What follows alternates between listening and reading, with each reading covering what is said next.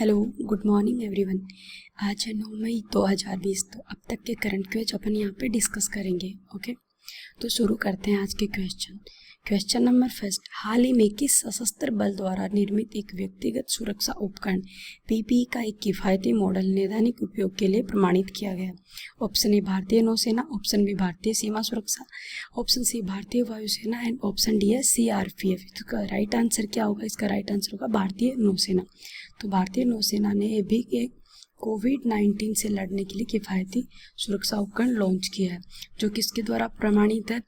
ICMR के द्वारा और जो अपना स्वास्थ्य मंत्रालय, इन दोनों के द्वारा प्रमाणित किया गया है। कोविड-19 से लड़ने के बहुत सुरक्षा प्रदान करेगा। ओके, तो इसके साथ ही साथ ये INMAS ने इसको क्या किया है? पहले प्रमाणित किया, जहाँ से इनको मानक इनके द्वारा दिए गए हैं। इसकी फुल फॉर्म होती है इंस्टीट्यूट ऑफ न्यूक्लियर मेडिसिन। यह institute of nuclear medicine and allied sciences. इसमें क्या होता है, आपको जो भी मतलब प्रोजेक्ट बायोटेक्नोलॉजी की लिंक पता है, उनका क्या किया जाता है, दूसरे चीज़ों में क्या उनका उपयोग देखा जाता है, उसको कैसे यूटिलाइज किया जा सकता है। तो इसको अभी किसने किया है? भारतीय नौसेना ने कोविड-19 से लड़ने के लिए किया है। Question number 2। हाल ही में सुर्खियों में रही मुख्यमंत्री युवा योगायोग योजना किस राज्य केंद्र शासित की एक पहल है? ऑप्शन है Tripura, option B Himachal, option C है आसाम, ऑप्शन डी है पश्चिमी बंगाल। तो इसका राइट आंसर क्या होगा? इसका राइट आंसर होगा त्रिपुरा। तो त्रिपुरा के जो सीएम है विप्लव कुमार देव, उन्होंने एक योजना लॉन्च की है। इन्होंने क्या योजना स्टूडेंट्स के लिए की है? ये जो स्टूडेंट्स हैं, फाइनल ईयर के स्टूडेंट होंगे कॉलेज में, उनको क्या किया जाएगा? 5,000 रुपये की सहायता राशि उनको फ़ोन के लिए, ताकि वो प्रोजेक्ट से पढ़ाई, ऑनलाइन स्टडी ये सब कर सके। तो 5,000 रुपये उनको फ़ोन के लिए अवेलेबल करवाए जाएंगे। इसके लिए स्कॉलरशिप इन्होंने एक पोर्टल लॉन्च किया, उसका नाम है, जो इनकी गवर्नमेंट के द्वारा किया गया, उसका नाम क्या है? scholarships.government.in। इस पे क्या होगा? इससे रिलेटेड सारी सूचनाएं होंगी। यहाँ पे इस फॉर्म को फिल करना, उसके बाद में सहायता राशि उपलब्ध करवाई जाएगी। ये इन्होंने अभी ऑनलाइन किया है। Question number 3। संयुक्त राष्ट्र पर्यावरण कार्यक्रम ने किस भारतीय का कार्यकाल गुडविल एम्बेसडर के रूप में बढ़ाया? तो इसका आंसर क्या होगा? Option A Dia Mirza, option B Priyanka Chopra, option C Preity Zinta, option D Hema Malini. इसका राइट आंसर होगा दिया मिर्जा। तो दिया मिर्जा क्या है? संयुक्त राष्ट्र पर्यावरण कार्यक्रम है, इसकी ब्रांड एम्बेसडर है इंडिया की तरफ से। अब ये क्या काम करते हैं? जो भी कोई मुद्दा है पर्यावरण संबंधित, जलवायु संबंधित, जानवरों संबंधित, उसका वैश्विक समर्थन करते हैं, और उसकी जो भी उसकी थीसिस होती है उनका समर्थन करते हैं। मीटिंग है, कहीं भी जाना है, उससे रिलेटेड जो भी सभाएं, उन सब का। लेकिन इनको कोई राशि न, दिन के $1 की प्रतीकात्मक राशि, और साथ ही साथ इनको यात्री भत्ते उपलब्ध कराए जाते हैं। ओके, अब जो दिया मिर्जा हैं, इन्होंने क्या किया है कि जो एक प्रोग्राम चला था पहले, बीट द पोल्यूशन, उसको भी इन्होंने क्या किया था? अपनी तरफ से प्रेजेंट किया था, बीट द पोल्यूशन, इस प्रोग्राम को। और अभी इनके कार्यकाल को क्या कर दिया गया है? बढ़ा दिया गया है। अब ये क्या करते हैं? इनका मेन काम क्या होता है? फंड जुटाना काम होता है, और मुद्दों पे जागरूकता पैदा करना काम होता है। अब इसी के साथ अपन देख लेते हैं संयुक्त राष्ट्र पर्यावरण जो संघ है, उसकी स्थापना कब की गई थी? इसकी स्थापना की गई थी 5 जून 1972 को। कहाँ पे की गई थी? Nairobi, Kenya. ओके, इसके निर्देशक कौन है अभी, वो भी देख लेते हैं। इसके निर्देशक है अभी eager Anderson. Okay, eager Anderson. अब इनका काम है फंड जुटाना, जागरूकता पैदा करना। ओके, अब इनको क्या किया गया है कि विगत इन्होंने जो प्रोग्राम लगाया था बीट द पोल्यूशन, इन्होंने क्या डिसीजन बोला था उसमें, इस चीज़ का समर्थन किया कि 2022 तक इंडिया क्या होगा, जो सिंगल यूज प्लास्टिक है उससे क्या हो जाएगा? फुल्ली फ्री हो जाएगा। Question number 5। IAF द्वारा हर साल मई के महीने में कौन सा डे मनाया जाता है? तो विश्व एथलेटिक डे, विश्व थैलेसीमिया डे, विश्व पर्यावरण दिवस और राष्ट्रीय मतदान दिवस। तो ये कौन सा? अब थैलेसीमिया भी है तो मई में, लेकिन ध्यान देने लायक बात है IAAF द्वारा कौन सा मनाया जाता है? विश्व एथलेटिक दिवस। अब ये क्यों मनाया जाता है? एथलेटिक्स को बढ़ावा देने के लिए, लोगों को इस गेम में आगे प्रोत्साहन देने के लिए किया जाता है। अब IAAF की बात हुई है तो अपन देख लेते हैं IAAF की स्थापना कब हुई थी, ये भी अपने लिए उतना इम्पोर्टेंट है। तो IAAF की स्थापना हुई थी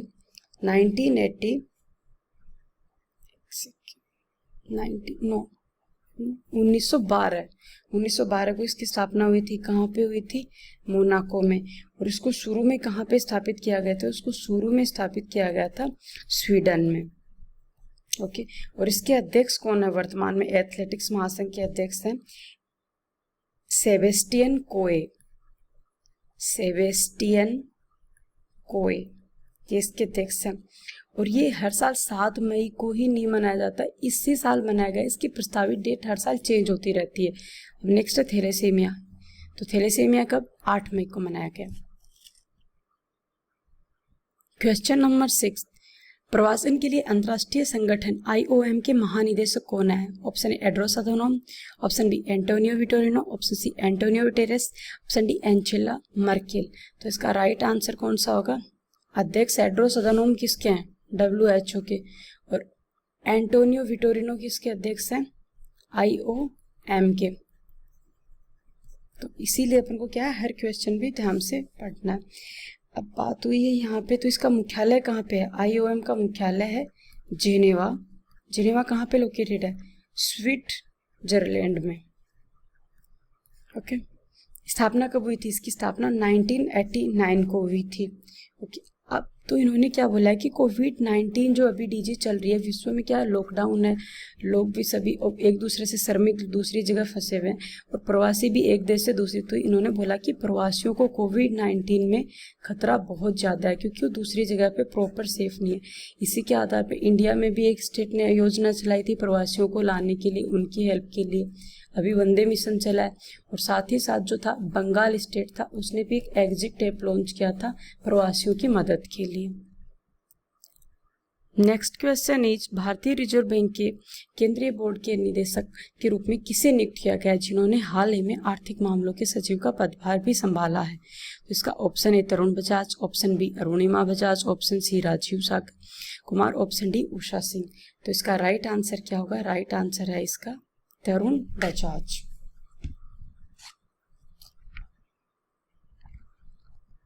तरुण बजाज। अब ये क्या है, इन्होंने क्या है कि जो अतनु चक्रवर्ती है, अतनु चक्रवर्ती, उनकी जगह अब कार्यकाल को संभाला है तरुण बजाज ने। बात हो रही है भारतीय रिजर्व बैंक की। तो भारतीय रिजर्व बैंक की स्थापना कब की गई थी? 1 जुलाई 1935, 1 अप्रैल 1935 को की गई थी। डेली अपन पढ़ते हैं RBI के बारे में। इसके गवर्नर कौन है? इसके गवर्नर है शक्तिकांत दास। शक्तिकांत दास कौन से नंबर के गवर्नर हैं इसके, ये आपको कमेंट बॉक्स में नीचे बताना है क्योंकि अपन डेली डिस्कस करते हैं। ओके, अब RBI उन्होंने नेक्स्ट आदेश तक क्या बोला है कि जो 5 मई का था तब तक इनको निदेशक के रूप में नियुक्त किया गया। अब ये जो तरुण बजाज हैं, ये कौन है? जनरल सा इंट्रो देख लेते हैं। 1988 बैच के एक IAS अधिकारी हैं। ओके, क्वेश्चन नंबर 7, केंद्र द्वारा हाल ही में सड़क व बुनियादी ढांचा उपकर की विशेष अतिरिक्त उत्पाद शुल्क में वृद्धि की गई थी, इसमें से किसे राज्यों को सौंपा गया है? ऑप्शन ए विशेष अतिरिक्त उत्पाद शुल्क, ऑप्शन बी कोरोना आपदा फंड, ऑप्शन सी PM सहायता शुल्क, ऑप्शन डी राज्य सहायता कोष। तो अभी क्या कोविड-19 के दौरान सब कुछ बंद है, तो स्टेट वगैरह ने से अभी क्या था, लिकर पे लगाया था। से अदर जिस दिल्ली में 70% कोरोना नाम से टैक्स लगाया था, किसी स्टेट ने 30% नाम से। और थोड़े टाइम पहले क्या हुआ था, नॉर्थ ईस्ट साइड पे क्या हुआ, टैक्स लगे थे, जैसे 5 रुपये एक्स्ट्रा, 6 रुपये एक्स्ट्रा। नागालैंड में क्या हुआ था, ऊपर लगा था, टैक्स लगाया गया था। टैक्स के ऊपर टैक्स किस नाम से लगाया गया था? कोरोना फंड के नाम से लगाया गया था। तो अब इन्होंने केंद्र ने उपकर और सड़क एवं बुनियादी ढांचे के विकास, क्योंकि एक जगह से दूसरी जगह ट्रांसपोर्ट की तो जरूरत है, तो इसके लिए कौन सा किया है? विशेष अतिरिक्त उत्पाद शुल्क। क्योंकि हेल्प तो जरूरी है, जैसे खाने का ट्रांसपोर्ट भी जरूरी है, लोगों को भी, से पेशेंट है उनको भी हॉस्पिटल लेके जाना है, फूड आइटम है उनकी भी डिलीवरी, जो जरूरी इमरजेंसी सेवाएं हैं उनकी जरूरी के लिए सड़क एवं बुनियादी ढांचे का विकास करने के लिए एक स्पेस शुल्क लगाया गया है। अब जैसे पेट्रोल डीजल पे भी थोड़े टाइम पहले कितने रुपए, 10 रुपए पेट्रोल पे बढ़े थे, 13 रुपए डीजल पे भी बढ़े थे। ये भी किसके ना, कोरोना के द्वारा है, क्योंकि सब कुछ लॉकडाउन होने से ओनली कुछ गाड़ियों की अनुमति है, तो इतना पैसा कोरोना के फंड के लिए जुटाया गया था। नेक्स्ट क्वेश्चन, हाल ही में सुर्खियों में रहे वंदे भारत मिशन का उद्देश्य क्या है? ऑप्शन है पीओके मामला निपटाना, ऑप्शन बी विदेशों में से भारतीय नागरिकों की स्वदेश वापसी, ऑप्शन सी कोरोना से संबंधित जांच करना, ऑप्शन डी मरकज मामले की जांच। तो यहाँ पे अपन को हर ऑप्शन को आराम से देखना है। पीओके मामला, ये भी अभी लेटेस्ट मुद्दा चल रहा है, विदेशों में स्वदेशों की वापसी, वापस स्वदेशों की होगी। ऑप्शन सी कोरोना से संबंधित जांचें भी चल रही हैं, और मरकज मामले की जांच भी, जहाँ से क्या हुआ था, जमात के थ्रू अपन ने पढ़ा था, काफ़ी सारे कोरोना के केसेस बाहर आए थे। तो इसका राइट आंसर होगा विदेशों में से भारतीय नागरिकों की स्वदेश वापसी। अब इसके लिए भारत सरकार ने भी बोला है कि 64 उड़ानों की निर्धारित संख्या की है। जैसे केरल से सबसे ज़्यादा उड़ानें हैं 15, और तमिलनाडु से कितनी, 11, दिल्ली से कितनी, 11। अब इन सबको क्या होगा, इन सब स्वदेशी नागरिकों को फॉरेन से वापस लाया जाएगा और उनको इंडिया में फिर 21 दिन के क्वारंटीन किया जाएगा, फिर उनको अपनी अपनी जगह वापस पहुंचाया जाएगा। तो इस स्वदेश वापसी जो वहाँ पे रह गए थे, उसके बाद में क्या सब कुछ लॉकडाउन होने से वापस नहीं आ पाए थे। क्वेश्चन नंबर 9, आमार सोनार बांग्ला बांग्लादेश का राष्ट्रगान किस भारतीय कवि द्वारा लिखा गया था, जिसकी जयंती 5 मई को मनाई जाती है? Option A Bankim Chandra Chatterjee, option B Sharad Bhushan Ghosh, option C Rabindranath Tagore, option D है आशा बोस। तो इनका इजीली आंसर आप पता लगा सकते हैं। इसका राइट आंसर होगा ऑप्शन सी रविंद्रनाथ टैगोर, जिनको गुरु भी बोला जाता है, जिनको गुरु के नाम से भी अपन उपनाम से बोलते हैं। अब इनकी जयंती कब मनाई गई है? 5 मई को। ये अकेले अभी तक ऐसे रिकॉर्ड के कवि हैं जिन्होंने इंडिया का और बांग्लादेश का दोनों का क्या राष्ट्रगान लिखा है। लेकिन साथ ही साथ कुछ इतिहासकार ये भी बताते हैं कि श्रीलंका का जो राष्ट्रगान है वो भी इनसे प्रेरित होकर लिखा गया है।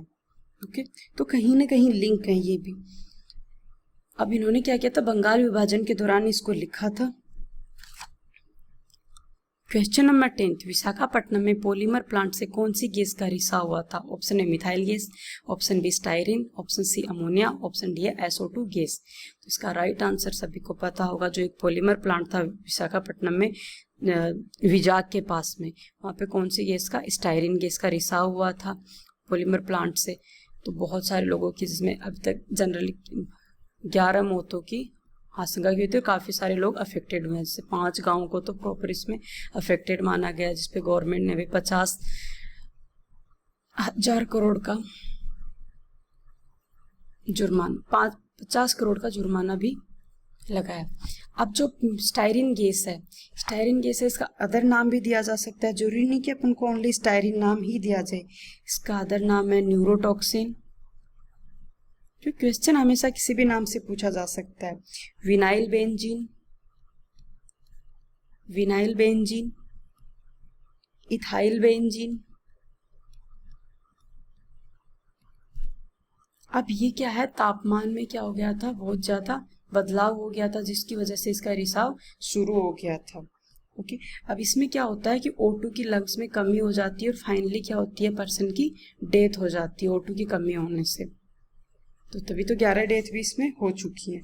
अब जो स्टायरीन गैस है ये क्या काम आती है, ये जो पंखे वगैरह होते हैं अपने, उनकी ब्लेड और जो कॉस्मेटिक सामान होता है उसके कंटेनर बनाने के काम में आती है। ओके, अब ये गैस कैसी है, एक तो ये गैस रंगीन है, इसमें कोई रंग नहीं है, दूसरा इसमें कोई गंध नहीं है। तो जब इसमें कोई रंग भी नहीं, गंध भी नहीं, तो इसके रिसाव को जल्दी से जल्दी पहचाना भी नहीं जा सकता कि जल्दी से जल्दी इसको कंट्रोल किया जा सके। इसकी कटलरी आइटम इससे बनाए जाते हैं। अभी इस पे कंट्रोल हो गया है। चीन ने अभी कौन सा रॉकेट सफलतापूर्वक लॉन्च किया है? Option A Wenchang 5B, option B Tiangong 1, option C Long March fest, option D है बी ह्वेन फेस्ट। तो इसका राइट आंसर कौन सा होगा? राइट आंसर है इसका ऑप्शन सी लॉन्ग मार्च 5। अभी क्या है, चाइना ने लॉन्च कर दिया कोविड-19 के दौरान, वो अपने लॉकडाउन से चाइना पूरी तरह निपट चुका है। अब जो कोविड-19 के दौरान रॉकेट लॉन्च किया है, ये इन्होंने क्या से किया है, जो इनका वेनचांग क्या इनके स्टेशन का नाम है, वेनचांग, उस स्टेशन से इन्होंने इसको लॉन्च किया है। अब ये वेनचांग स्टेशन कहाँ पे है? ये चाइना में हैनान द्वीप है, वहाँ पे लोकेटेड है। ओके।